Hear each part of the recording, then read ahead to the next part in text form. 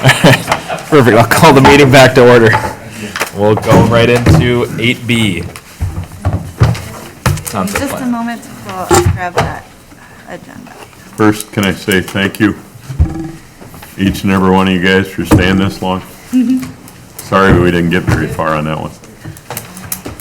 We made 3 amendments. We did, but Yeah, it's improvements. 8B is our Hope Community Sketch Plat for the City Council to consider tonight.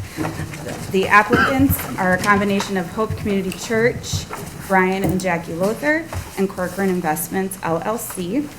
And they are requesting to solicit feedback from council on a sketch plat for roughly 40 acres located surrounding the existing Hope Community Church site at 19951 Oswald Farm Road at the northwest corner of County Road 116 and County Road 30.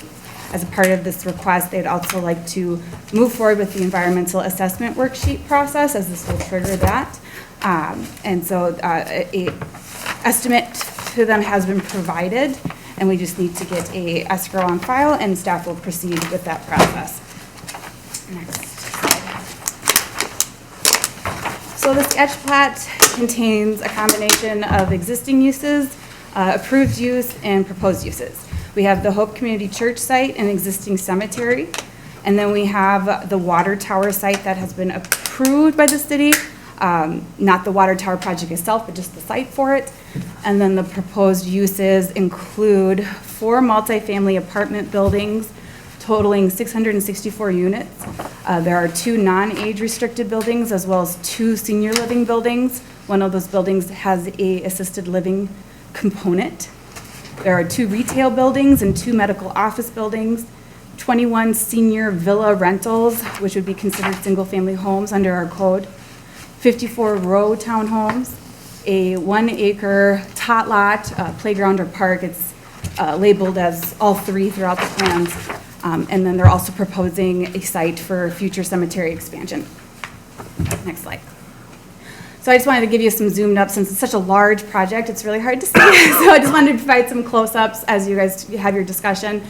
This includes the south side or south end of the site with 1 multifamily 4-story building, 156 units, the commercial area with the retail buildings and the proposed medical offices. And then it kind of clips off the church, but also has, you can see the cemetery expansion site and the water tower location. Next slide. This is the second non-age restricted building off, it's on County Road 116 and Oswald Farm Road. And it's again, multi-family 4-story building with 184 units. Next slide. Continuing up north on County Road 116, we have the row townhomes proposed, and then across the local street, the park acreage. Next slide. Oops, next slide. Okay, there we go. And then the remaining senior component of the projects, we have the 21 senior villas. Actually, it says 20 units, so that may have been a typo in my report. I apologize. 20 units are shown here, immediately adjacent to the existing residential neighborhood to the north. And then we have 2 senior buildings that would be apartment buildings to the south of that, kind of hugging the church. And the building that hugs the church has the assisted living component. Next slide. So zoning and land use is a big topic. The applicants had shared with us that they would like to avoid a PUD. They want to come in under a straight plat. So to do that process, we have to do several components. Right now, the church site is zoned and guided as public institution, and a portion of that site they are proposing for the senior villas and senior apartment buildings. The rest of the site is guided and zoned for mixed use. Next slide. So the biggest issue with the current zoning and land use is the senior villas and the row townhomes are not allowed in mixed use, and residential is not allowed in public institutions. So we had to do some kind of rezoning to avoid a PUD. we would need to look at potentially rezoning everything to GMU that's not a public institution, and doing several zoning ordinance amendments to make that work, including allowing single-family homes and row townhomes in the GMU district. Or staff's proposing something that looks more like this, where we have the villas and the row townhomes in mixed residential, which in other areas of the city is used as a buffer between mixed-use districts and lower-density residential districts. So it does seem to fit in this part of the site. And then we have the general mixed-use area that kind of, again, hugs the church. And then the 10 acres of the public institution site would remain public institution. So that is what I consider option one. That's what I think would be ideal. However, again, we can explore other options that would include several zoning ordinance amendments. We don't necessarily completely avoid zoning ordinance amendments and variances with option one, but it would reduce the need to make additional changes or deviations. Next slide. So some other discussion topics, just kind of summarizing the staff report. The proposed height of all the apartment buildings requires more of a setback than what is shown in the plans. So this would potentially require variances and/or zoning ordinance amendments. I think a variance makes sense for that parcel. That's kind of the parcel on the east side on County Road 116 that has the multifamily building. It is very constrained due to it's just very thin. So that one, I think I can get my head around a variance. Some of the other ones, I am struggling with getting to a hardship standard for the variance. So we could look at a zoning ordinance amendment if we want that, or they would need to adjust their plans accordingly. Residential portion of project has a pre-development estimated density of 30 acres, but the problem is if we do option one, we have to split up the density calculations based on the different districts. So the GMU portion under option one has an estimated density of 36.5 units per acre, and the RMF2 portion has 10.8 units per acre, both of which exceed our allowed density targets for those districts. So again, it's one limitation of option one. So this may, this may encourage you to consider more option two, or we could do option, one thing Kendra suggests is we could do option one and allow for higher density in those districts. Would be another solution. So there's a couple ways to fix that. Can I ask, did we consider PUD as a third option? I did not in my staff report, knowing conversations with the applicant, they don't want to do a PUD. However, yes, I would say that my recommendation to them initially was to do a PUD, knowing some of these limitations. Okay. But we would be open to that. okay, so I think that's helpful. But I think in some previous conversations it wasn't. So then, just to keep in mind, since with the current draft for our PUD update, this would not be subject to the point system because the sketch plan has come in before. So just to keep that in mind, that this would be, since it came in before we passed it, we would not apply the points to this. So something to consider. But anyways, next slide. It would be interesting though to see how it would score. Yes, I did not A do little that. side You project. don't have to. That's okay. Doesn't count. So another topic was the joint facilities interim use permit. I think this could be avoided with a PUD, but for shared parking lot for the commercial area, and they're requesting a 20% reduction in parking spaces that would otherwise be required. I did highlight additional areas where we're not meeting the minimum parking with the multifamily. I do think that should be reevaluated, or hopefully some kind of underground parking situation could solve for that. And then they did not provide parking counts for the townhomes or the villas, especially the townhomes. I want to make sure there's enough parking to accommodate guests. Next slide.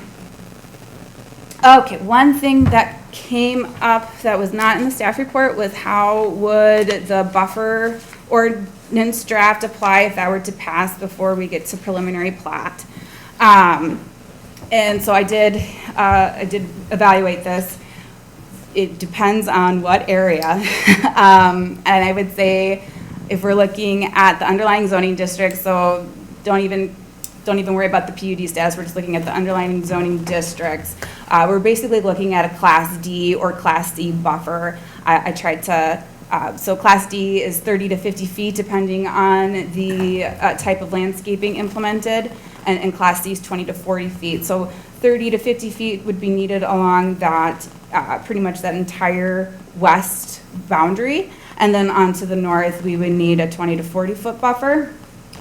I do want to point out that on the west side, specifically the public institution site, you could argue that that is an existing site. Nothing's really changing with that portion, so it doesn't make sense for us to implement an additional buffer, especially since the topography does look pretty steep there. You can't really see the lines too well, but I don't know what all we'd be able to plant right there without doing additional grading, and it does cut into their cemetery site. I don't have a lot of detail on the cemetery expansion site, but I would assume they might need some of that space.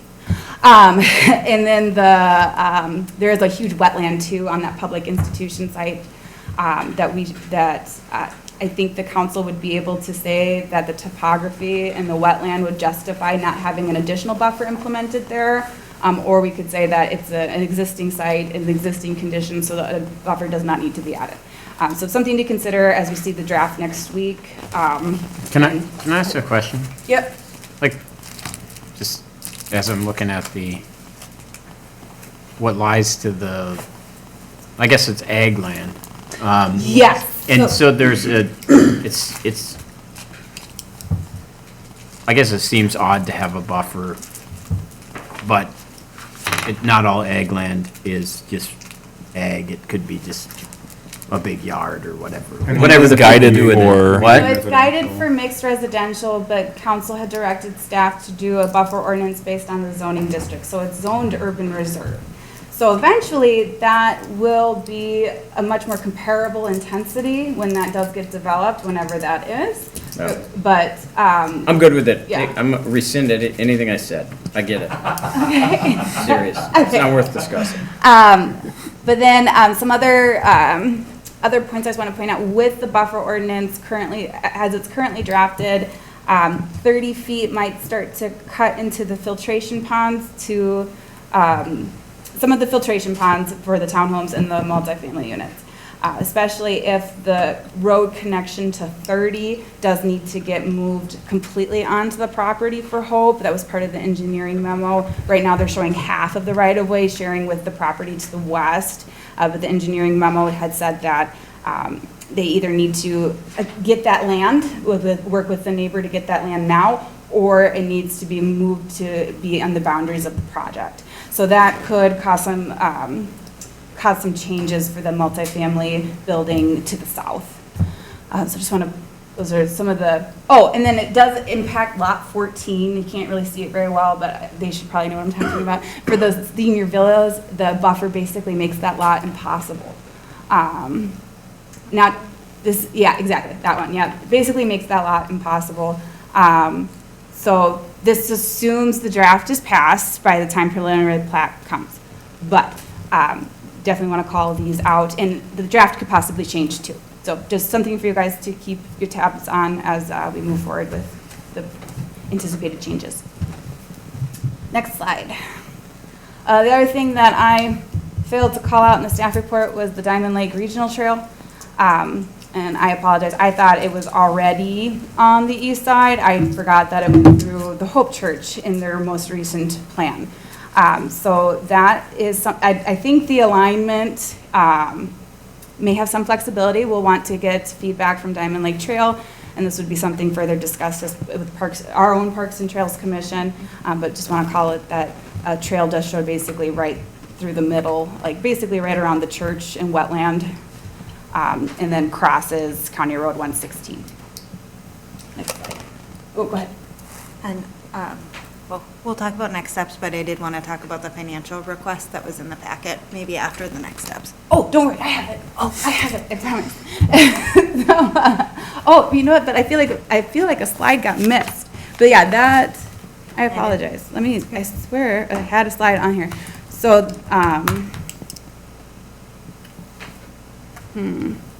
Is it a hidden slide sometimes? Yes, it's hidden. No, I don't know. I swear I had it all here. I'll just go through my staff report. I apologize. We're good. I just wanted to make sure, I saw next steps coming, so I wanted to make No. sure that Okay, so Noted joint that a little bit. facilities. We can talk about it without actually looking at a slide if you want to just verbalize it.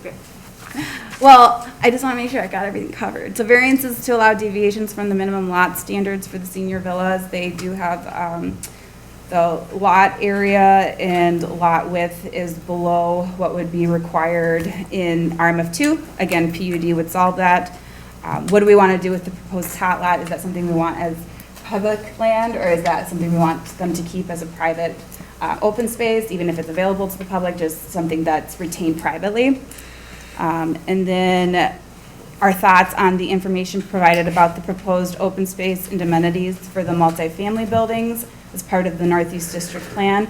They do need to have some kind of private open space, and they are proposing like pools, bocce ball, courts, spaces for girls. Does that meet the intent of our Northeast District? Is there something else you'd like to see? And then the potential of the landowner of the senior villas to qualify for an exemption from the rental license limit should the rental dwelling ordinance draft pass as it's currently written. And then the request for the creation of a housing TIF district. I can let Jess speak to that a bit more. She understands that request. Yeah, So- yeah, so in your packet, there was a request to get feedback from council on consideration of a TIF district, specifically for housing, and Tammy Umbrell from Northland Securities is here, as she's an expert in that more than I am, and can answer questions, and the applicant might be able to speak to that a bit more, but the request is in the packet. The item that, the request was for a 25-year TIF district. So, a note that they're looking to get feedback on whether or not that we consider supporting that. So then, yeah, so, and then I would say it'll be important tonight for the council to clarify if they would, what route they would prefer. Do they prefer the or straight zoning route, or the or the PUD route? And that wasn't really on the list, but knowing that they're open to discussing that, I think that would be critical feedback, because that does determine the land use application process. But initial next steps would be the EAW, finalizing the wetland delineation that they've applied for with the city, and then we'll look at the first stage of applications and go from there. Okay, thank you. Well, did you guys have anything you'd like to present? Mayor and esteemed members of the council, I appreciate the opportunity to be here. To say we're excited about this opportunity is a great understatement. Just to give you a little history, most of you probably are aware of the fact that Hope Community Church bought this property in September of 2000. And in November of 2001, we actually submitted a sketch plan that is actually quite similar to the one that we have submitted with this sketch plan. Obviously, we were waiting for sewer and water to come, and we've been waiting and waiting, but good things come to those who wait, right? And so we're very excited about this. I'd like to introduce Cody Dietrich. Cody is our expert in the whole TIF issue with affordable housing or workforce housing, and he can answer questions as well as, of course, our esteemed colleague here as well. And then we have Mark Anderson, who is our engineer from Samatech, and he's done a lot of the engineering, the ponding and the filtration system, the parking, a lot of that has already been engineered. And then this is, what's your name again? No, Josh McKinney. And Josh is our project manager for this site. And I'd really like Josh to come and really give a little bit more of an overview and answer some more of the technical questions here. So. Anna, would you mind, or whoever's running the slideshow, do you mind pulling up the concept plan? Just Yeah. Do you want probably the whole the one? overall would Yeah. be great. Just, Sure. I'm not gonna take like 2 hours or anything like that by any means. Certainly recognize it's a late night, but I just did want to focus on a couple things kind of how we arrived at this. One, obviously, as Brian mentioned, there's a lot of history on the project.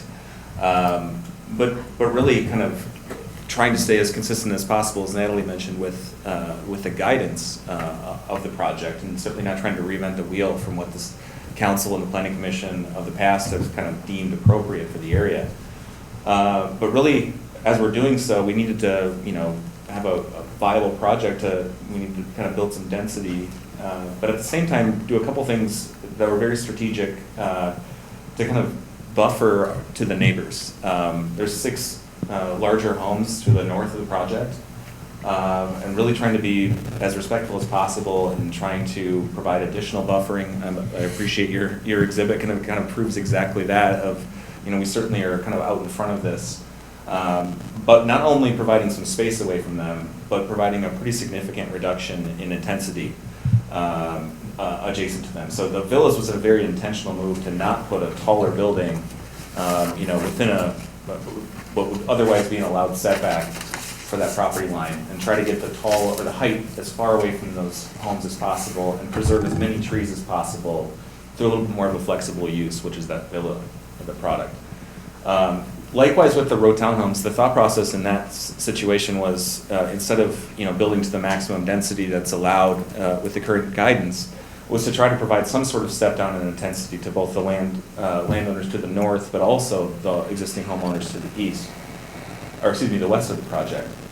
And then finally, just recognizing that hopefully someday this project develops over here, and while there's existing right-of-way that's been dedicated on Hunter's Ridge, I can't imagine if I was one of those homeowners, I would certainly want to welcome additional traffic over there. I'd want to keep the cul-de-sac in much the same condition it is right now. So what we're trying to do is alleviate that need for that connection with a separate connection through our site. So we're certainly doing everything we can to be a good neighbor relative to those specific moves. And then the rest of the project, we're really excited about kind of bringing in uses that are appropriate, not only that are consistent with the comprehensive plan, but also consistent with Hope Community Church's vision and mission. So things like the senior living and the 55+ active senior living, combined with the market rate apartments, and really, I think the part that you might be most excited about is really the medical use that's going to occupy the hard corner. So I think that's the general thought process, is to start to work our way from our buffers and then towards the hard corner. And one last thing was really trying to drive in our thought process on the multifamily in this area is really, that given this project over here, it's likely, or at least possible, that they would like some density in this area, given this access point off on the county road. So it seems like it's consistent for the relative to the future use as well, which is why at least we think it might be appropriate to have a second multifamily in that location. So I think that's the broad moves. If I missed anything, Brian he can chime in here. But just a correction here. There's actually only 2 multifamily apartment buildings, not 4. They're saying 2 senior, 2 market. Sure. Yep. Okay, but I just wanted to Yep. make sure that there was a distinction there. Yeah, and relative to PUD versus straight zoning versus zoning modifications, I think we're more than open to working with city staff to kind of figure out the right path there. We really wanted kind of overall feedback on the plan today. Anything that doesn't seem like it aligns with the council's vision or goals, or really things that we'd like to enhance or screen.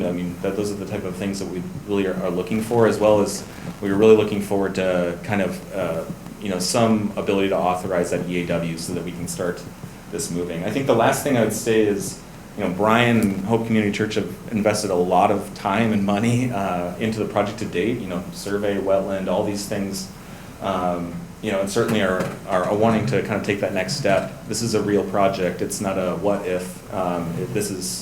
We certainly think this is imminent based on some development interest we're getting. So, we're ready to go. Provided we get some input from this group.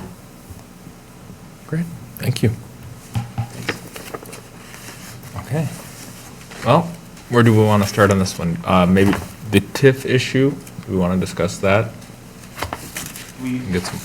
Yeah, so Cody, do you want to kind of discuss kind of the? Or Tammy, I don't know if you want to go ahead. Yeah. So this is Cody Dietrich with Dietrich Development. Thank you. Thank you, Mayor and council members.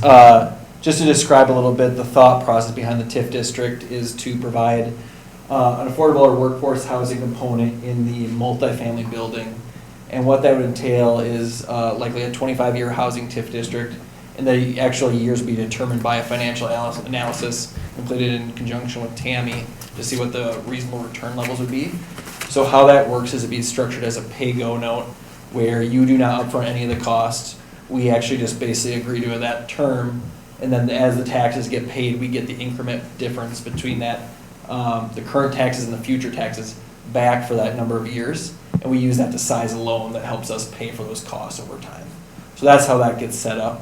And how this would actually work is the building would not look any different. All the units would be the similar finishes. You would not be able to tell the difference between a market rate and a workforce housing unit, but this would allow for those people that are making a lower income to live in this building.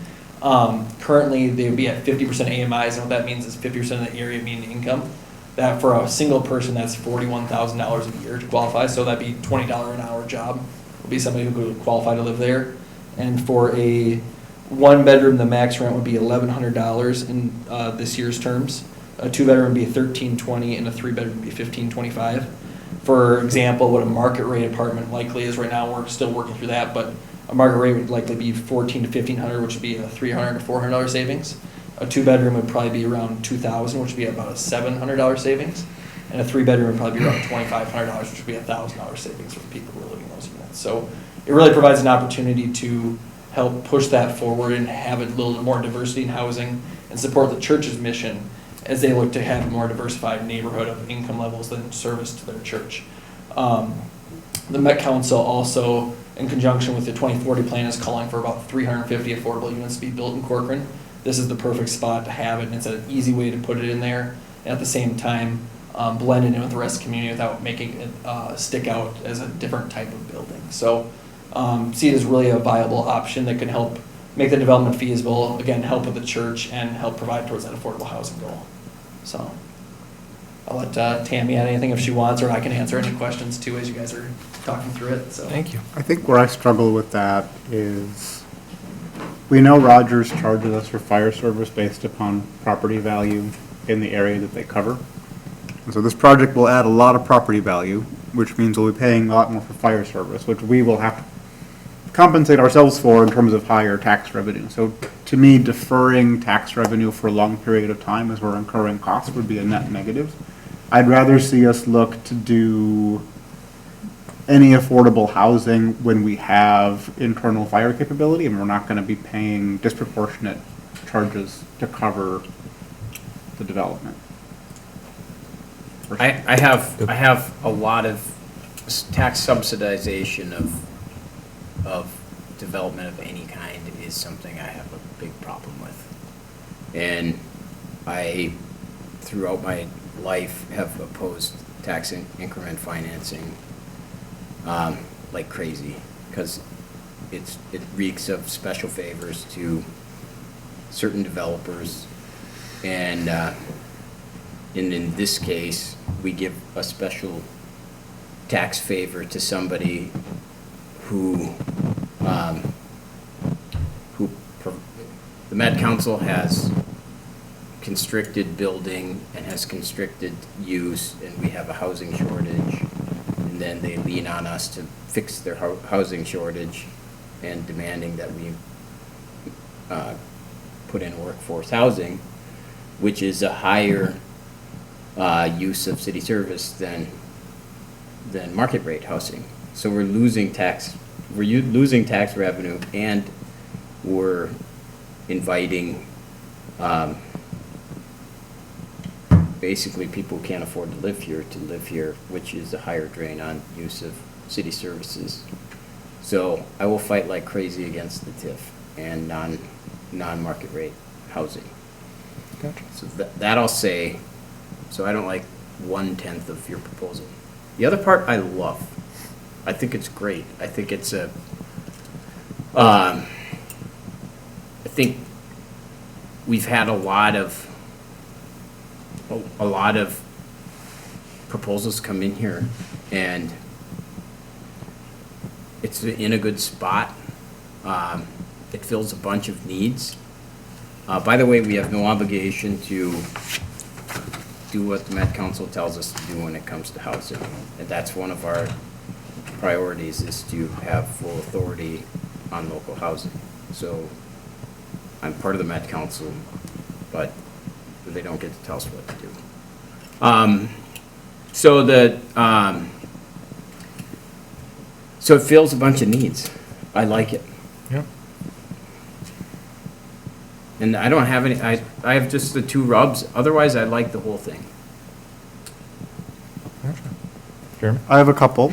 I think it is the highest density we've seen in the city, but it's appropriate for the zoning when you look at the whole parcel. So I'm not, Right. I don't feel that that's a negative, and I appreciate what the proposal does to try to limit the impact on the neighbors to the north. I really appreciate that part of it. It's going to be about 1/8 of our population currently in 0.2% of our land area. Which means that it's going to, one of the few things that we can provide as an amenity is good parks. And we don't have anything in this part of the city. Even in future planning, there's nothing to the west of 116 for a long way.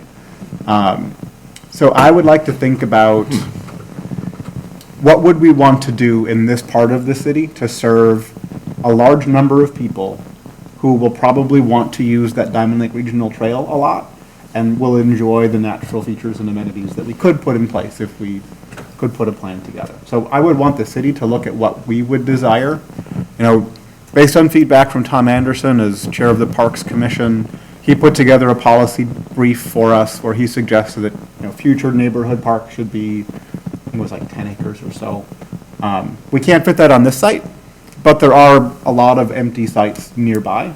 If there's one that's in a lower density, lower potential revenue area, that might be a good opportunity for us to site something new into our comp plan and create a nice amenity to go with this development. One piece of feedback I had on the villas on the north side is based on the rental ordinance that we adopted. We are trying to discourage single-family homes from being owned by corporations and rented out. So I would prefer to see the villas remain, but be owner-occupied versus a rental. I think that will avoid having us immediately have to make a policy determination on an exemption to a policy we just adopted. I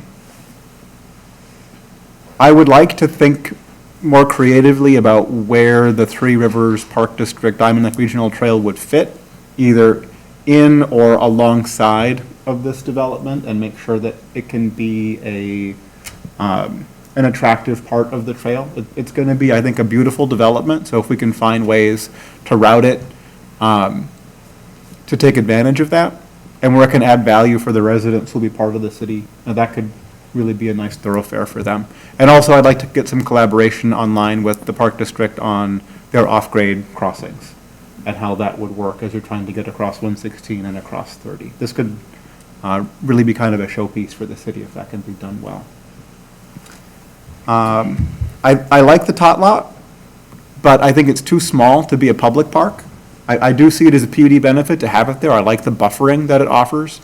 I would like to see some amenities go there that could be used by residents of this development. It's open to the public. I think that's nice, especially with that trail going through, but I don't like it enough that I would want to make it a public park and forego the ability to do a nice big park someplace else. That's my input. Right, thank you. I would agree with a lot, just picking up a couple things that stuck in my mind. The single, the for sale instead of for rent for the sorry, my brain is on. Villas, thank you. For the villas, I would agree with that. And a question for you, Jeremy, on the trail that you're, on the Diamond Lake Trail, you're talking about potentially routing it differently throughout, like down the You got the road, or? There's a few ways you could do it, right? So if we're already talking, and I really don't have access to the screen here, so I'm gonna do my best. Sorry for leaning into your. You're screen. okay. And sorry for blinding Watch anybody. your eyes over there, guys. So, You tell me where to go, I've got the one on. left side, bottom, south of the road that cuts through. So if we're going to ask that the development include the full width of that right-of-way, does it make sense to try to go a little farther and get space for the trail in that So- area? so And run then it figure out down. how to route it through the wetland, behind the church building, or around the cemetery. I don't know what the topography is in terms of how high the elevation is, but it seems like you could maybe have a pretty attractive segment along that area, especially when it all gets landscaped. And if we're doing landscaping in the buffer yard, that would really be attractive on the east side. And then when you get to the west side, depending on how that ends up being developed, that could be another buffer to separate that lower density area from a higher density commercial area. Maybe there are other ways to do it too. Jeremy? But Hold on one second.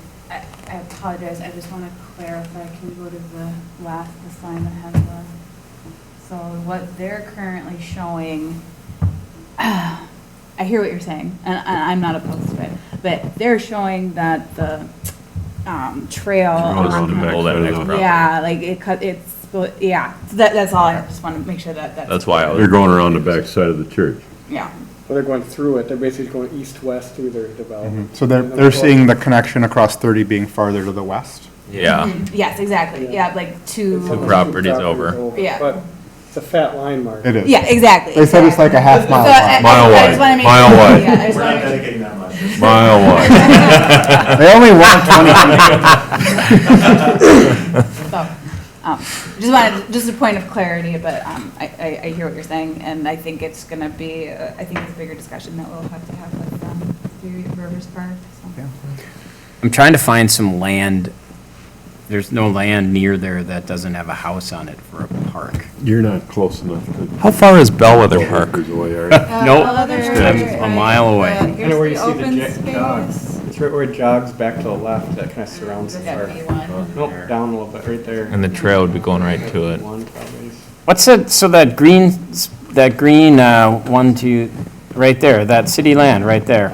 Is that highland or lowland? It's low. That's wetland. It's all wetland? All wetland. Yeah, that's a wetland that goes on the south side of the golf course, it's all floodplain. Oh, okay. So that can't be a park. Water park, splash Splash pad. pad. Where's Jess as, while we're talking? She said splash pads are good. Swimming holes are not Natural good. splash That's what pad. she said. Kayak mudding or something like that. Yeah. I agree with John on the TIF. I've never been a fan of it, period. While I know and I understand workforce housing and stuff, I wish there was another way of being able to build it without giving up those tax numbers. So I agree with John. If you could just go back to the big screen. Sure. I'll pick on the park like Jeremy did here. Is there a way to get that tot lot closer to the homes without crossing a road? To the existing homes? We're putting a tot lot as a buffer to all those homes over there, but to get a tot across there, you gotta walk across the road. Is there a way you could change the road, add some of those row townhouses where the tot lot is, put the tot lot in the middle of all of that? It's a, Don't know if that makes sense for you it's a guys. super low traffic road, Well, right? sure, But Tell the road Today. let's get in. today. no, up on top? It's gonna be, we hope, a cul-de-sac, but nobody knows. That's my only thing. I absolutely love this. The element of senior housing from 55 and older through memory care, the element of adding the church there to be able to service and help those folks and do those things. One of the things I just got done doing, this is what I'd visit. And the interaction between the church and those places is phenomenal. It might not be a moneymaker as far as anybody wants, but what I see in that relationship is absolutely huge. All of the other elements are great, you know, some height, you know, going 4-story buildings, those kind of things. I think that's something I can get on board with and such. If we could turn the water tower site into another tot lot or something there too, I don't know, but this is great. I've been excited to see this for a long time. What did you say the ratio was? 1/8 of our population. 1/8 of our 0.2% of our population land. growth. That is such a Jeremy statistic. I sit here next to him and I see his little screen in front of him. This guy's got way too much time on his hands. No, I absolutely love it. I apologize if that TIF deal is a problem, but I agree with John. I do not want to give incentives. There is At a the different point I expense of forgot to ours. touch on too. I'm okay with the height that you're asking for in this case because everything around it is open. So, and because you're not exceeding the overall density target that we have for GMU that it's guided to. So I'm willing to be flexible on that I too. do have a question on that. Is that entirely accurate if we did a PUD and it was all based, I guess, on the underlying GMU? Would, as proposed here, would it still be a little over? Okay, so we still would have to do a comp plan amendment and rezoning for the PI district, PI parcel, because that's the northern half, basically. Yeah. Is proposed as housing, so that is not currently in the proposed GMU area. Okay. But yes, ultimately, if we proceed with this, and it's all, besides the church and cemetery site, zoned and guided for GMU, it meets just under the 30 units per acre high end of the target. And then the good news too for you guys, the more density we have here, possibly the less density. Let's be in someplace else. I had that note like 10 times in the packet. Yeah. I got one question. When is the church gonna get bigger? Got any plans for that? Oh, to physically expand. You got a big old open space there. That would be based on necessity, Okay, you know, but I probably would lean towards not a single use like sanctuary, but more of a. that's what Maybe something. I've been in your church, an auditorium, a gymnasium, all of those things, that's stuff I'm asking. Does that affect anything with this, Natalie? I know that's a big, I would think if it stayed public institutional, it wouldn't affect any sort it of. wouldn't be a big deal they wouldn't have to jump through hoops to add I didn't look at it close enough to be able to answer that question off the bat. I think that, I mean, I did some rough calculations and they would have 10 acres. I mean, that's a 10-acre parcel that they'd be able to carve off, so I think they would have some ability to make some changes. I'm thinking long ways, I'm sorry, I jumped No, on I mean, tangents it's a and great stuff. question. I'm thinking a lot about the church too, Yeah. and this is going to do something to that church. An auditorium, a gymnasium, those kind of things. Another addition, the church has already done a number of open meetings for us as a community. I We see can let them, opportunities we can there. let them worry about the future expansion of their church. No, I want to make sure if we do anything like this, does that restrict them for what they can do on that Well, piece of property? I would suggest, like John was saying, we'll let that go for future, but if you're growing your population by 1/8 in that area, what we say today about restricting it could have different public opinion at that time for the people that actually just move right into there, right? We could put an industrial park on those 10 acres? Well, I'm sorry. we have a history with church and around development, so. I'm going one step further. I am thinking about finishing this, and it would be the church. Fast and So, thanks. I haven't really commented, but like I told Brian, don't expect a positive or negative comment out of me, because I try to stay as even keel and not show them leaning one way or another with concept plans, because I think developers in the past have probably moved forward with the opinions of council at concept plans and only to get burned down the road. So, but we talked about the issues, and staff raised some issues in here about height and setbacks and whatnot, so if you can make sure you deal with those. You know, otherwise, at first glance, I don't see anything that really stands out to me. The tot lot, I think we talked about.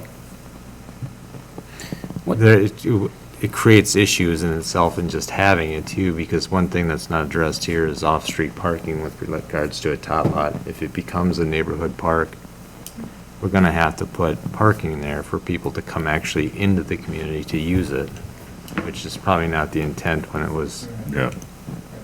So that's something to think about. And then there was talk about densities, and I actually talked to Brian and wondered if they incorporate that open space as part of that doesn't count towards density. No, I think the easiest way for them to hit their density goal, or to hit our density range, is going to be a PUD.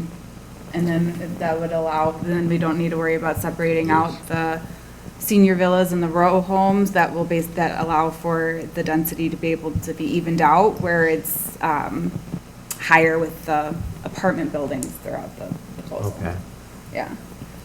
Would you mind talking more about TIF? If you're here, I'd like to get more education on it than the 2 minutes we had and these curmudgeons pushing it down right here.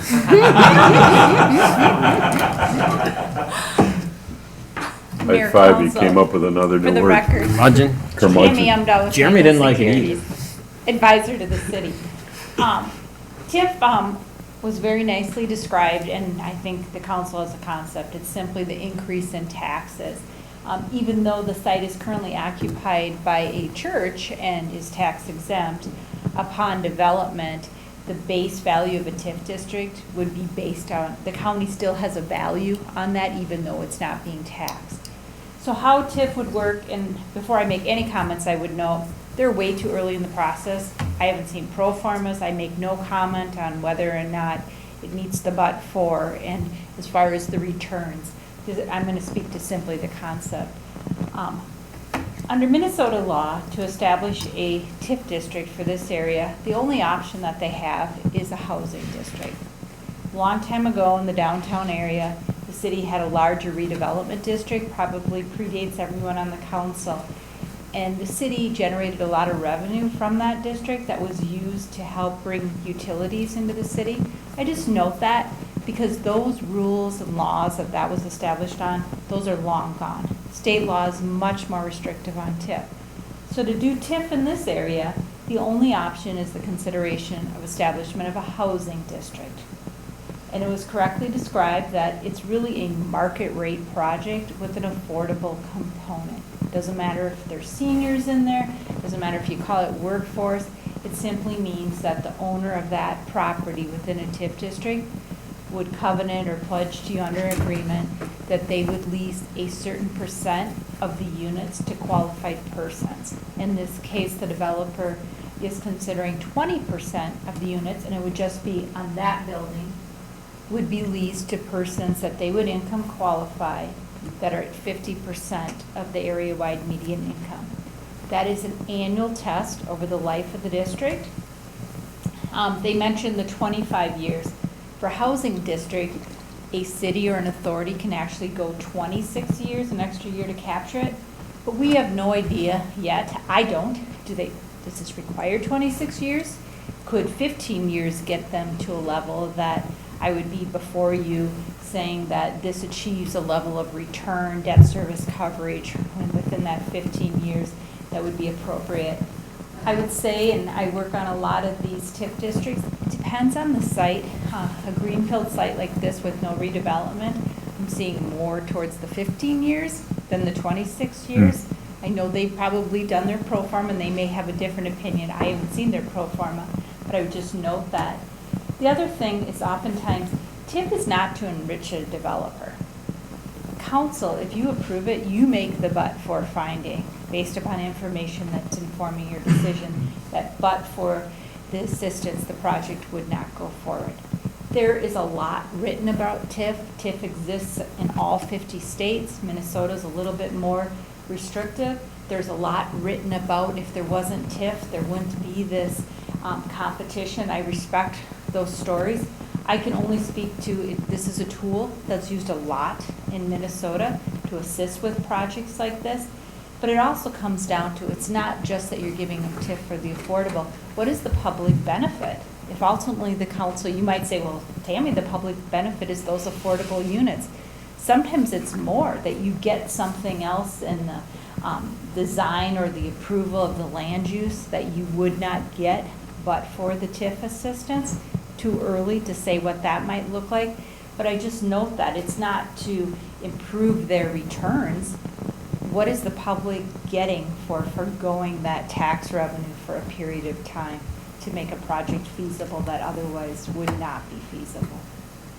So in layman terms, can you just give an example of the math and how that would look?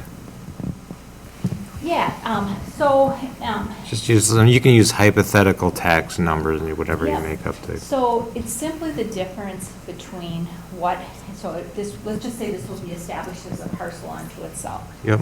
The county will assign a base value, to a new value to that land.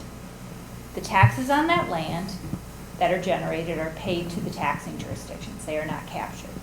The building, the taxes generated on that come back to the city into that TIF district. With one big exception, the school referendum taxes cannot be captured. So the school would immediately get a benefit from the increase in property tax. But all the other taxes, the city, the county, the school districts, net tax capacity taxes, so not referendum, but the other, all the mosquito control, all the other taxes, those for the period of time that the city council would determine pursuant to that TIF plan that you would adopt, those would come into a bucket here at the city. And you would use those dollars under terms of an agreement to provide assistance. They have presented that they are not seeking any upfront money, meaning they're not asking you to issue bonds or to provide a loan from other city funds to pay for it. They would be asking that twice a year, as the city would collect those taxes that I just described. And typically, most cities retain 10% of that increment to pay for actual admin costs of administering these districts. And 90%, you would pay to the developer. And typically, it's not just that they get 90 or 100% of the increment for 25 years. You agree to, based upon an analysis that hasn't even been done yet, to reimburse a set number of costs. I would estimate, and I haven't ran any numbers, a project like this, you're probably talking in total about $4 million of TIF over the 26 years. And again, don't hold me because I haven't looked at it in detail. And so you might say, let's just say you went the max, you'd say, okay, we agree to reimburse you the whole amount, the $4 million for a period of time. But because it's pay-go, increment generated, we don't know today what the actual taxes would be. Taxes could turn out to be less, and simply then you would pay them twice a year, a percent of the increment, until you reach the end of the district. If the taxes and value rise, Corcoran's developing, who knows? The future of that could be much higher than what we would project. It's possible that you could pay them back that $4 million in my scenario sooner than the term that you would agree to, and at that time the district would be done. How is you just made up a number of 4 million, but they're proposing 20% of this building being a TIF. How does the 20% play in? Great question. The entire parcel, TIF districts are established by geographic areas. For a housing district, it has to be, the TIF has to go to assist the housing. So it couldn't be that they did a larger area and that they were grabbing taxes from commercial and assisting. It would be just this parcel, and the entire parcel would be in the district. The taxes generated on the market rate units as well as the affordable are captured. It's simply the difference between the land value and the new building that would be built. All of the taxes generated on that, with the exception of the school referendum, would be captured within the TIF district. Think of it as a bucket, they'd go into that bucket. Okay, so it's And you not, by law can only use those for specific purposes such as assisting. it's not 20% of the tax that's collected, it's the whole tax. You are correct in your former statement. It's the entire, in that term increment, meaning the difference between what the taxes are now before it and what they would be after development. Okay. Thank you. And so they would have to speak to, and I'm not asking them to now, you know, if the answer is, okay, so if they get the feedback, there's not going to be consideration of increment. It would be up to them if they still make application and you formally deny it. But if you don't, then it's a matter of what changes in this plan now. They're here tonight to get your feedback, and I assume they ran their pro forma and they determined we can't do what this looks like without some tax increment assistance. So something I would presume would have to change. And that's why when you make the findings for TIF, it's not that no development is going to occur. It's that you make the finding that this project as proposed would not occur. So I would expect, given what they represented, something's going to change here if the answer is that there's no increment.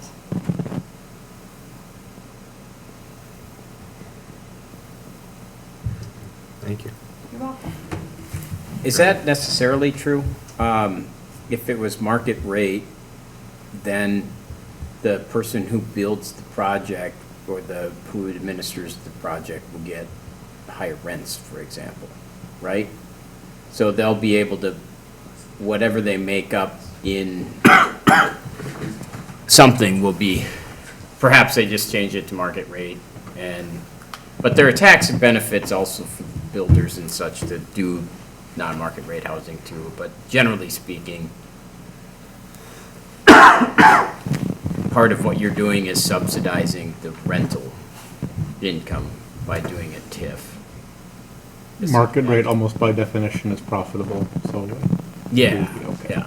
Okay, I just, Councilmember, was that a statement, or do you want me to make a comment in response? well, yeah, what would you have to say about that? So it depends on their, market studies, and I don't know the answer. So let's just say, yeah, they could lease all that out in market. I entirely agree with your comment then it would just be market rate. What we don't know is maybe their analysis says that there just isn't enough demand for all those units at that price, and that they think that they could go after that range. He quoted the rents, all accurate. I just don't know the answer to that, but if the answer was, yeah, there is a market entirely for market rate, no affordable, I entirely agree with your comment then. Thank you. Good job. Yeah, agreed. I think I agree with what you guys have said about not being interested in TIF particularly here. I don't know how you. Well, I think I had the conception that it was only 20% of the taxable amount would go into TIF, and it sounds like it's 100% of the tax. For the individual. For the building that's Yeah. included in TIF, even though 20% of the units would only be subsidized units, or not, I shouldn't say subsidized, but Yeah, reduced Yeah. rental. I think when I was doing some comparison lookups for apartments that generate property taxes, a 200-unit apartment was like 600 to 800K. I forget if that was across all jurisdictions or just city, but that was one of the ones in Maple Grove. So a fair bit to give up. For 25 years. Right. Or 15 or whatever, and it's still a long time. I think you give it up for a certain amount of time. Yeah. So Unless if it's paid. Yeah, so it's not as if you're on the hook for, it's a certain dollar amount you're on the hook Right, for. yeah. So if the dollar amount is a bazillion, and in a year, They make a bazillion. they have a bazillion dollars in And it. it's done. Yeah. Yeah. But odds are that it will take, like she said, Right. 15 to 26 years. Makes sense. Okay. Any other big items? Other than that, I think it's a very well thought out plan. I think Are there things that we've said that don't offer you clarity on things that you're thinking about, like, that you need a better explanation from us? Yeah, just a couple of ones. I mean, obviously, as I mentioned, like, our intention is to push this thing forward, right? We wanna get through the EAW process and take the results of the EAW and incorporate those into a preliminary plat and keep this thing moving. So I think as we're doing that, you know, a couple of things that, and we might as well have this discussion now, just on a conceptual level, so we can address it on the site level in the future, is, you know, a couple of you mentioned, building heights. You don't see that that's necessarily an issue. I think, you know, we certainly wanted to bring the height as far away from existing residences as possible as a goal. So, you know, if we're looking at this from a PUD standpoint, you know, is it possible to, you know, go with the existing setback or something very close to it with some additional landscape opportunities? Is that kind of what this council's looking for relative to us at the kind of height setback ratio that we're talking about? Are you talking about, as opposed to like some of the discussion about increased height for additional setback? Yep. Height's been a concern just about every development that's come through here, right? Bass Lake Crossings, it's not Bass Lake Crossings, what is it called? Cook Lake? Cook Lake Highlands, yes. That building sits way back, and that was even a concern about height from the road. So I think it's a good discussion to have, because even every commercial thing that's come through, it's been about height. Is there enough stomach to say, I don't care about the height and the setback can be there based on how close it is to a road, knowing all this talk about rural character and whatnot is gonna dramatically change with height and how close it is to those two roads? I think because of where it is, and because the fact that you're not abutting an existing development with a lot of people who have a certain expectation. This is the first thing that's going in, which makes me worry about it less. And GMU isn't necessarily where I want to see rural character preserved in the way that I would in a lower density area. I mean, in terms of the architecture and the landscaping, yes. In terms of, you know, park opportunities, yes. But I would rather allow this to go up to the 30 level so that elsewhere I can go to 2.5. Sure. Yeah, I'd be open to, I guess we'd have to see exactly what those numbers play out to be, but be open to it if it's in the right areas. If it's, you know, not a huge cut down in setback. Sure. If you want, just for your own edification, I have a drone and we can go up like right where that building is to the exact height of the building. And I did that with Cook Lake, and it really conceptualized, this is the height of the building. I'd love to see that. Give people a really good idea of how tall those buildings are. I think the other thing that when we were planning out and trying to maybe try to get to that 4th story level is recognizing that the water tower is going to be significantly taller than anything we're going to put out there. Good point. So we're sitting, I mean, I get it. Like, I understand. If I was sitting in that pool, I don't want to stare at a building. Yeah, look at the height of that water tower instead of the building. So it's, Exactly. That's why I sit next to Alan, so I look better to the audience.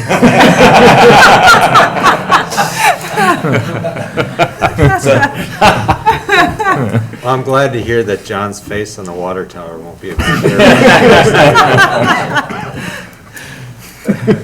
that was kind of a general, like, hey, we thought it was appropriate that way too, and to the tune of, you know, likely the water tower is going to be double the height of any building we're going to put up. More than that. So that was one, and then I think the other Better thing be is more than that. also recognizing that I think, please correct me if I'm wrong, Natalie, the parking ratio right now is 2 to 1 for apartments, 2 per bedroom, or sorry, 2 per unit. Yeah, that would be, so apartment buildings, 2 spaces per unit plus 1 space for each 5 units to Yes. account for guest parking. So completely understand kind of, and that's very common for cities kind of like farther out from the core. But a lot of what we're seeing from a multifamily market right now is more on like the one per bedroom plus some parking for some visitors. And really that's more based on people working from home, people are using apartments a little bit differently than they might have in the past. So I think what we would maybe propose is, you know, I don't want those parking numbers to scare anyone or ask for any particular parking ratio right now, but what I would ask is that we get traffic engineers involved and really kind of, you know, provide an education relative to kind of what that data shows for parking. And I can assure you that no multifamily or senior developer is going to underpark their building. There's a motivation. That's one of the first things that they get complaints over is lack of parking. So I think. Our parking did not also show underground. That's right, and I would, thank you. And all of the multifamily buildings would have subsurface parking as well.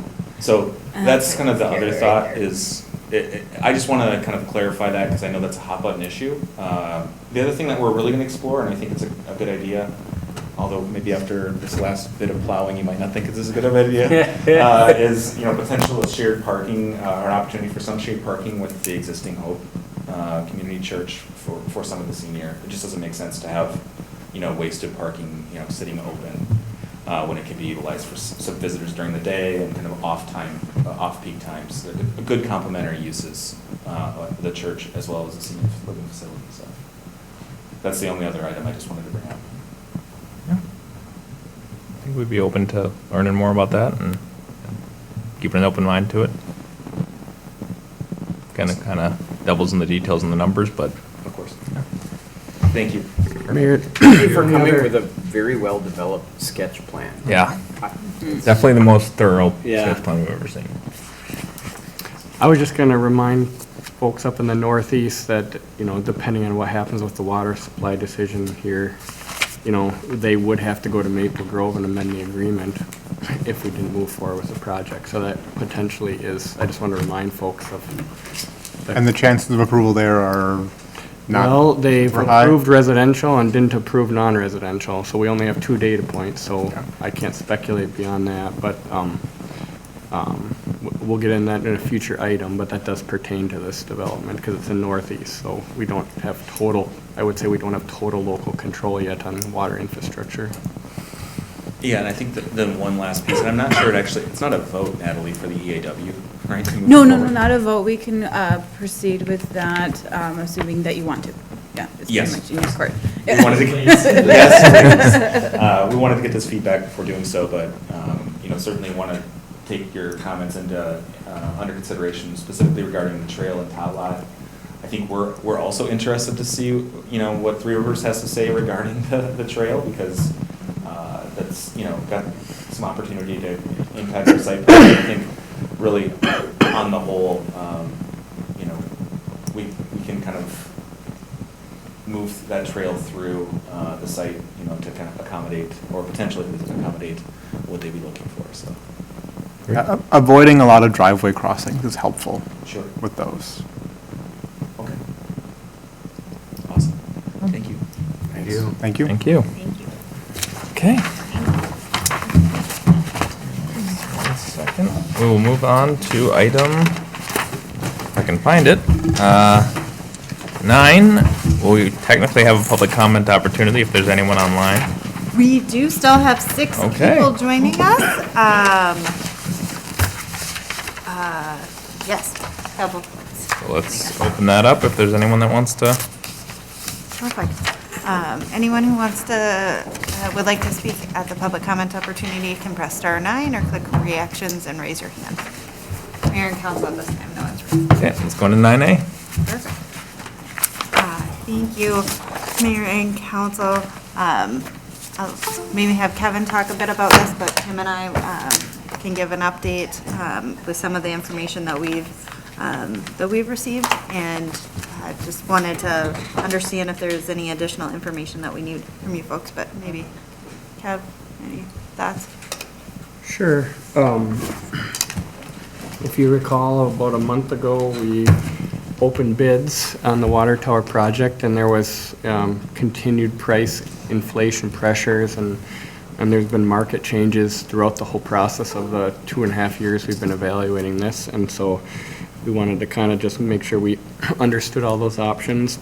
We had some kind of outstanding federal funding opportunities that we were waiting for more information on about a month ago, and we do have update on that. We did officially get awarded the $3 million federal funding. It's through HUD, right? Is that correct? Yes, it's through HUD. So it's through HUD. We still have some more, we have to kind of wait for them to present it to us. So the good news is we have it. The bad news is it's probably not immediate, and it likely has, because of how they distribute it, likely has some additional strings attached. We think we have a viable plan to spend it. There's 3 parts of our water supply project, and we intentionally split this up. And we've bid 2 of those, the water tower project, and that's because that's a specialty contractor. We did the water treatment plant site, that's a separate specialty contractor. And then we have our infrastructure, our trunk infrastructure component coming from Bellwether over to our facilities. So we have that 3rd piece that we just have concept plans on, we know they're gonna work. We are, as staff, probably targeting that project for this federal funding. So, because you have to wait, get approved, and then it's reimbursable from that point on. We can do that also because of schedule. The other 2 projects have a 2-year build-out. It's probably, closer to 9 months to a year on the infrastructure. So that's kind of staff's plan, staff's update. Should we be interested in pursuing that? We wouldn't have to do anything different to our current bids to accommodate that. And frankly, we couldn't award them and then apply the $3 million to those projects. We'd have to rebid it if we want to spend the $3 million on either the tower or the treatment plant site. But like I said, that 3rd component is available and we believe eligible. Additionally, related to grant or bonding, representative was here tonight and submitted that bill for $10 million in appropriations. Yes. That likely will not, it's not going to be known by the time we have till the 28th of this month to throw out the bids or award the project. So we likely have a decision to make. We have no idea, like she said, we have no idea when we'd get that 10 million, if we'd get it. I would say we'd probably get it in 1 or 2 cycles, maybe. It's a project that they like to fund. It's water supply. It's an eligible one. We're maybe on the wrong side of the current majority. I'll leave that up to you. But, it's likely at some point we would get it. But is that 1 year, 3 years, 5 years? I don't know. No way to forecast that. Absolutely none.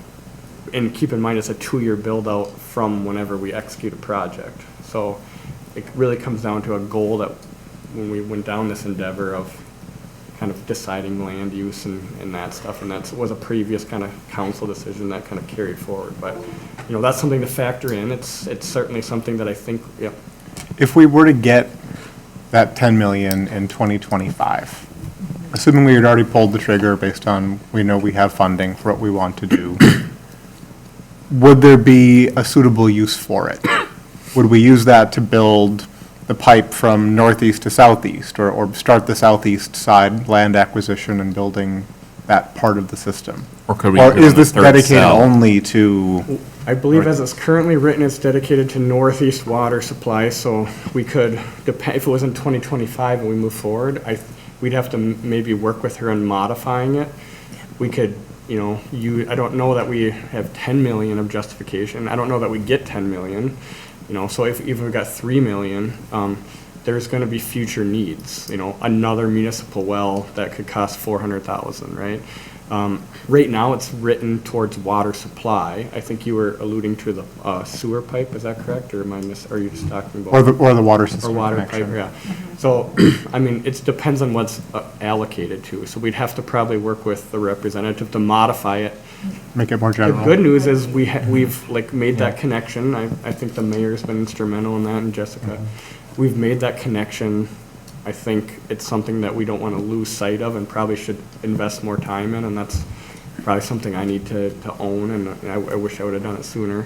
Well, yeah, she's helped me, but I think forward-looking, I think we'll have more of those opportunities. We can't apply it retroactively back to a project. Right. So it would be forward-looking infrastructure that we could apply to a future tower. I mean, we're just gonna be able to engage that more. We're more on the radar. That's something we have to leverage better as staff, and again, that's on me. But, you know, so it's a difficult decision here in the next 3 weeks, certainly. And I'll get to it a little bit later, but that's kind of where we sit grant-wise. So we think that we can use the federal money that we've been allocated. If we're gonna want to use the state bonding money, we'll have to discard the bids and rebid. What does that mean? I don't know. I know labor is probably not going down. I know raw materials might go up and down, but a lot of the treatment plant and whatnot is like piping.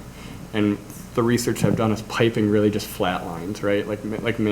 Raw materials will go up and down, but manufactured materials either flat lines for a while, but usually doesn't dip if you look at trends. So we can't guarantee anything, but it's really unlikely that the price goes down. Tammy's gonna do some rate sensitivity on interest rates that we'll bring back to you at the next meeting. But I don't think it will go down. How do I compare those two? It's a huge challenge.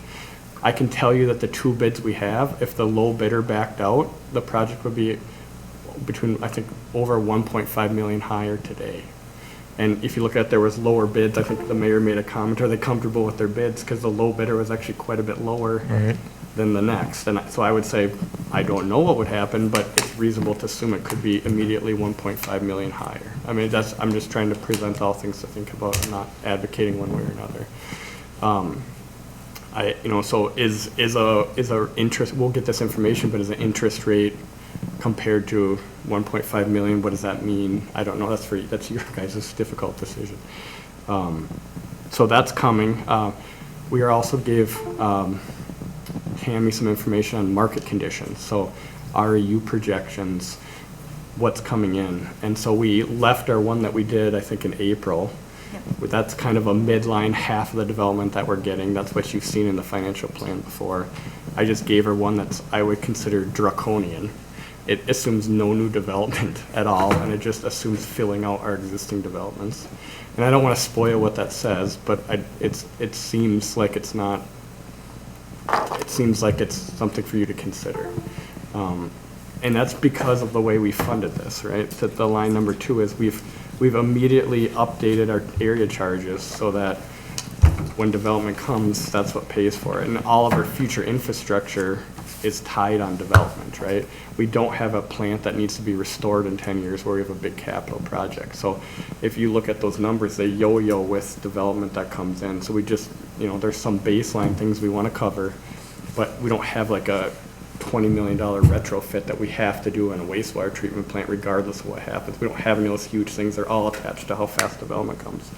So we've immediately and already implemented our primary funding mechanism through development. So there'll be way more information on that from Tammy, but that's what we're looking at. We'll have a couple different development scenarios. We'll have a couple of different interest rate scenarios.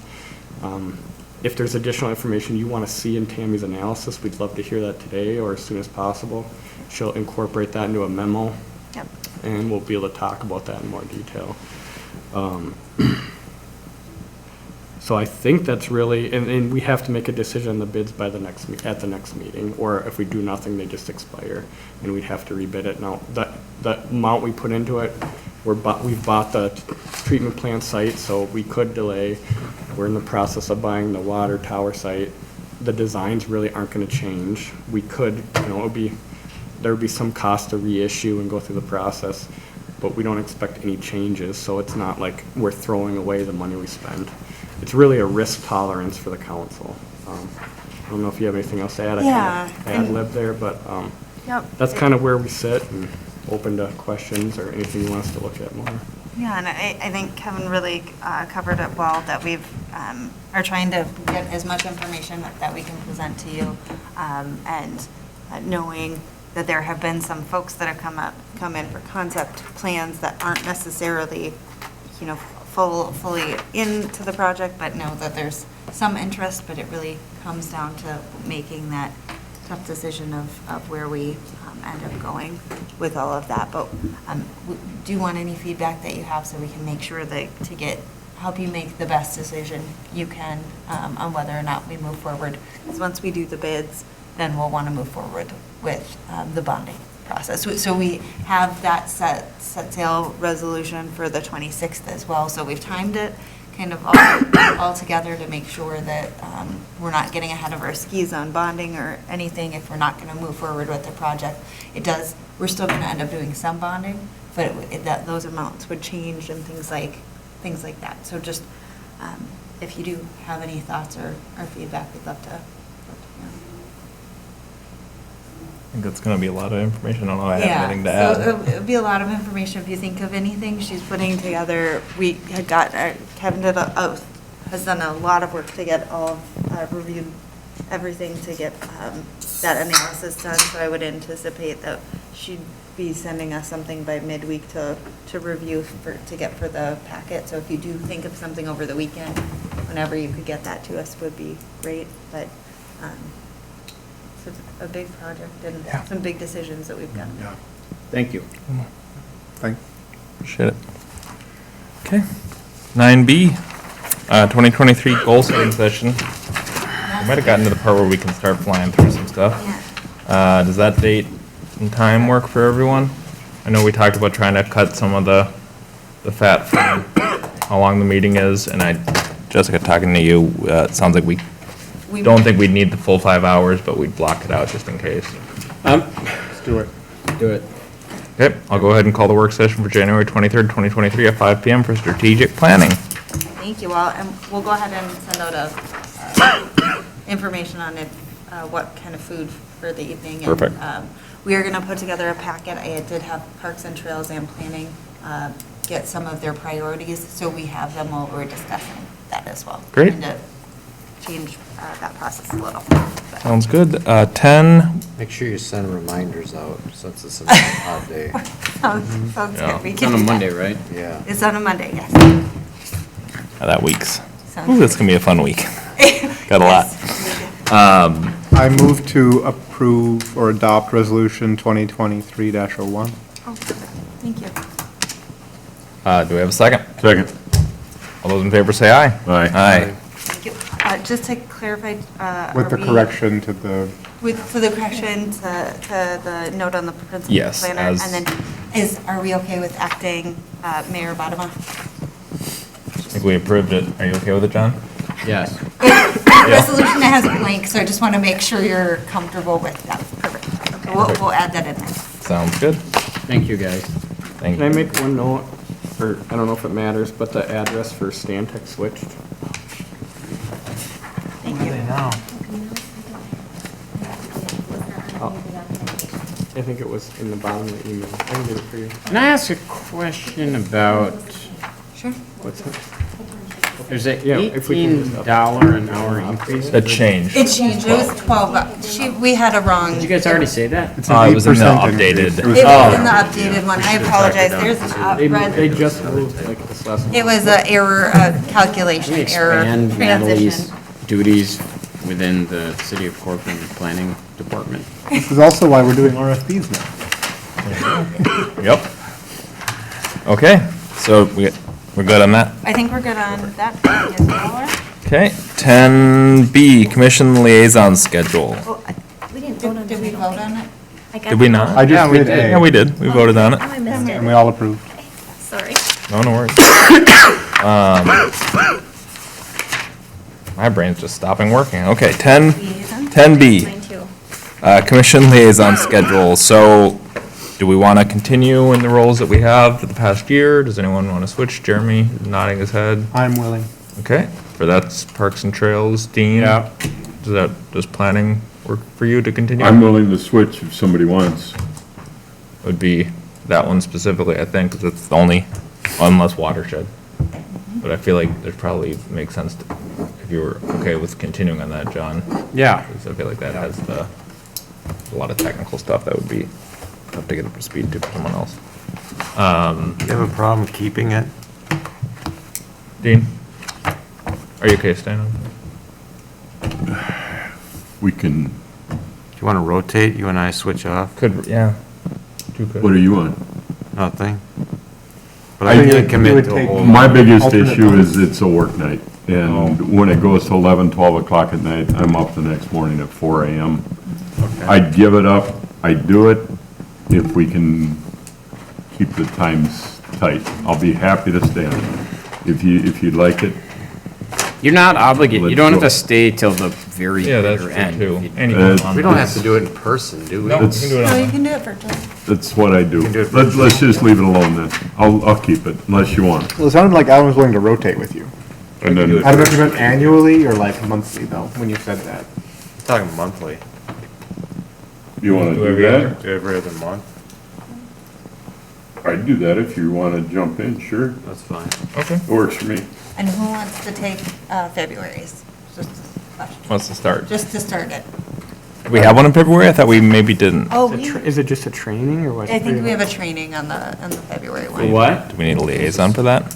No, I guess we probably don't, you know. So March, we'll figure it. Sounds good. Then I will, we need a motion on that? Nope. No? Good, someone can tell me this stuff, okay. 10C. What'd he say? 10C, legislative priorities. Yes. I apologize, I gave my legislative priorities to Representative Robbins. We Can I- do have, I just want the very quick things that we, only changes we really made. We added police officer recruitment and retention, because there's been some stuff at the state level, the THC and cannabinoid products, and then the county is having trouble getting motor vehicle tax sales, and it would potentially benefit us for county road projects. So those were the only things on our, You're having problems getting what? number 3, under the transportation, there's a motor vehicle lease sales tax distribution. Hennepin County and Ramsey County don't get very much. And if they change the law, we go back to getting more of the tax, the sales tax lease, or the sales tax from motor vehicle leases. What do So, they do, base it on roads or something? or- Yeah, I don't think know where s- they spend it, but they're fighting for more of a chunk, and then it's a question of where they would spend it. Oh. Gotcha. so we could take it out. It was just if there's a way to get more money available for us, we thought it might, or for them I don't to know that it spend. hurts. Would just, include the it. position is that they're Spend, trying to get more money to Hennepin County. I don't exactly know where that money would go, but it would. Probably light rail. But Yeah, it would- So maybe we take it out. It was just wanted to think about if there's a way to help leverage, get more money out this way. I But, like where you're thinking, but yeah, we can take it. we can focus our energy on. Want to take it out? I want to, oh, sorry, we'll finish your thoughts on it. Oh, I was just saying, Have do a we want to take that out? I'll make a motion to remove That, that part. Second? All those in favor say aye. Aye.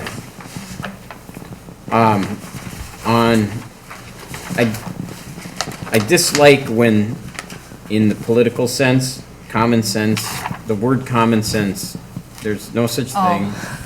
Common sense legislation regulated THC and whatever,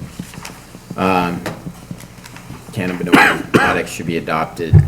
Matt. One man's common sense is not another man's common sense.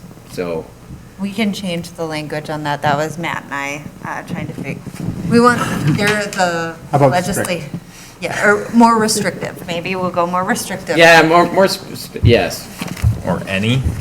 And so that's kind of where there's nothing. There on are it. some- That's why we wanted. Well defined. We just wanted like there to be something, so maybe more restrictive would be better.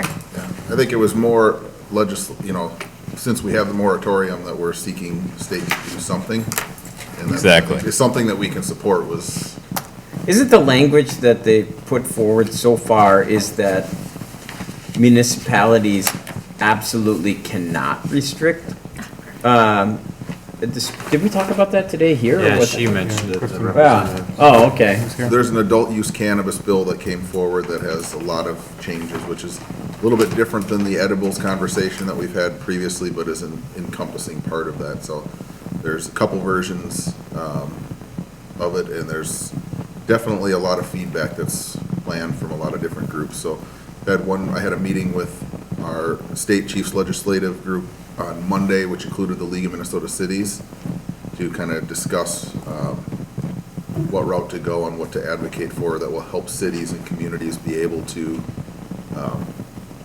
effectively keep their communities safe. And so we're working with other stakeholders to make sure that it's something that can make sense for all of us. Gotcha. I think we're all okay with staff tweaking the language on that. Perfect. Okay. Thanks, Jess. Yeah. Thank you, guys. Work sessions, 10D, do those times work for everyone? February 9th, February 23rd, and March 9th? Works for me. What were they on again? February 9th would be the joint work session that we've done in the last couple of years. 23rd would be for the rental ordinance draft, and March 9th would be a conversation on the crosswalk. Oh, okay. I think we gotta make it a priority to look at zoning when it comes to light industrial, because that's been a major thorn in everyone's side, you know? Yeah. And usually it comes up when it's too late to actually discuss it, so. If light industrial doesn't look like light industrial says in the ordinance in our minds, we should tweak that. Yeah. Would you want to have that as one of the key priorities we take on with the strategic or goal setting? Let's talk about And that goal maybe, setting. That would make sense. It could also then we come could up with a joint propose work some session. dates and I suppose things like that. based on our goal setting, we might change the topics of all three of them. Yes, Yeah. we could certainly look at changing other topics. Let's just take the time. I think there is Stamp. a group interested in coming to the potential March 9th meeting on the crosswalk policy from Bellwether. I think they might have reached out to council. What is, so,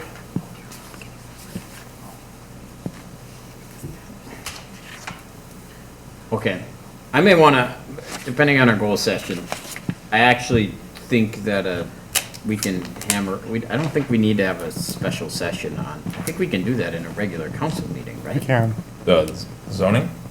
For crosswalks. Oh. So I think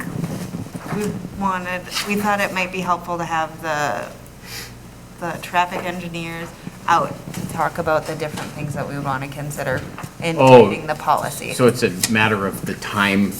Just spending some time to talk through, these are a bunch of options we can look at, understanding the costs of some of these potential changes. One of the things that the Bellwether group, as Tom had mentioned, is looking at doing is something that could be quite expensive. So understanding when we would put them in and when we wouldn't, and just make sure that we have a good outline for, How long do we kind of think- like a warrants thing. How long do we think the rental ordinance update will take? Could we combine some of these? I mean, we could look at doing, there are some other, we could look at doing other topics. I think maybe, how about for right now, we just All do of the them. February 9th one, and then after that, we can decide if we need to change them based on strategic planning.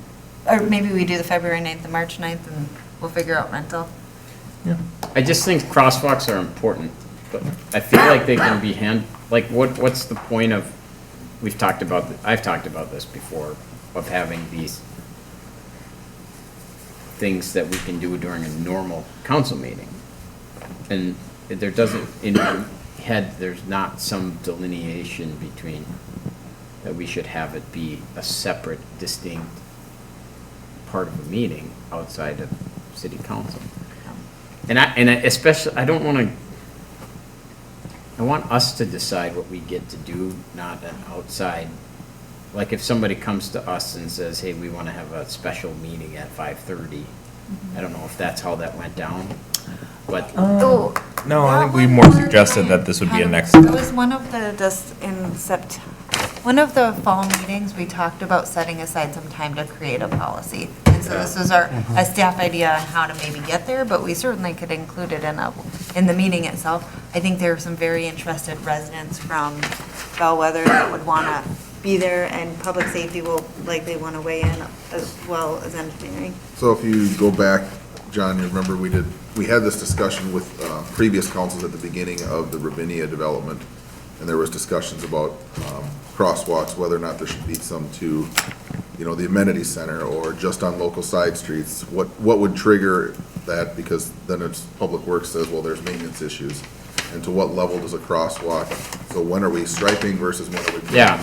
signage versus when are we putting overhead beacons and, and so do we do them by request only? Do we do them in certain zones? And I think there was looking for some consistency and explanation and more clarity for the community because we've had additional developments, additional circumstances pop up.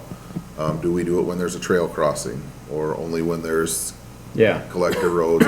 So I think it's really just getting a high level and looking at it, in my opinion, looking at it not in the lens of bellwether, but what are our overarching policy that we can support so that we can have a reference point when we have a neighborhood come in, request that a crosswalk happen.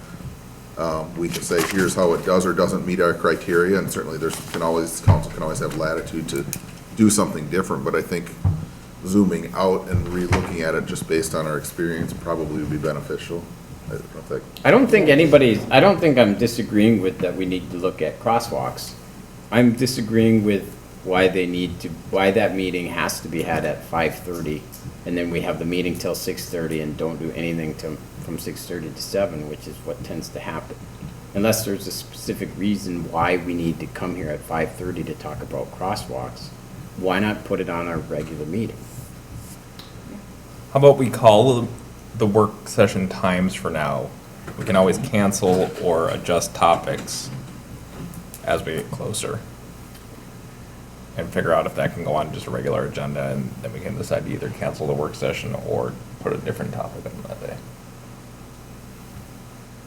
Yeah, as long as we notice it early enough. Yeah, we'll notice it, so we'll make sure to try to include that in any of our upcoming. I kind of want to do a lot of homework at home about the crosswalks. I don't want to have a 2-hour learning about crosswalks. Sure. Yep. I think the package should be really thick so we can read about them at home Okay. and kind of understand them or whatever. That's just my opinion about it. Fair. Maybe we And we can, have a as we get robust closer, we can see how. conversation. Yeah. I think the other thing we want to consider in that work session or meeting is Diamond Lake Trail possibilities, because that with a few areas, but specifically with the Bellwether one. But okay, I'll go ahead and call the work sessions for February 9th, February 23rd, and March 9th at 5:30, subject to some potential changes later. Okay? One thing, can I say one thing? Yeah. One thing related to rental ordinance, somebody brought to my attention that in another county is purchasing land in, this county's, not Hennepin County, but this other county that a person I was talking to, Scott County, it sounds like, is purchasing land in like, in developments where there's an HOA as like a transition house for people coming out of custody. And there's like nothing you can do to stop it.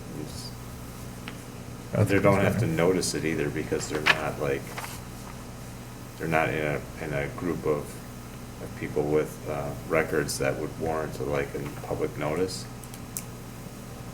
So I asked staff if they could look into seeing if Hennepin County owns any residential units in our city. But it's something to think about, not how you could protect against something like that in our community. We talked about that like 5 years ago, I think. And how it's really hard to, because it's happened in other towns, and the people get very mad about it. All of a sudden, you have a halfway house in the middle of Ravinia or whatever. And there's nothing you can do about it from a city's perspective. That's kind of how it's been. And what they've done is targeted them for specific violations of city code, and that's the way to force them out. But I don't think it's constitutional to prevent they have a special status where it's not constitutional to say anybody can live here, but we're gonna disallow like certain uses like halfway houses and stuff like that. We do have some protections. I wonder if you can transition it to ownership though.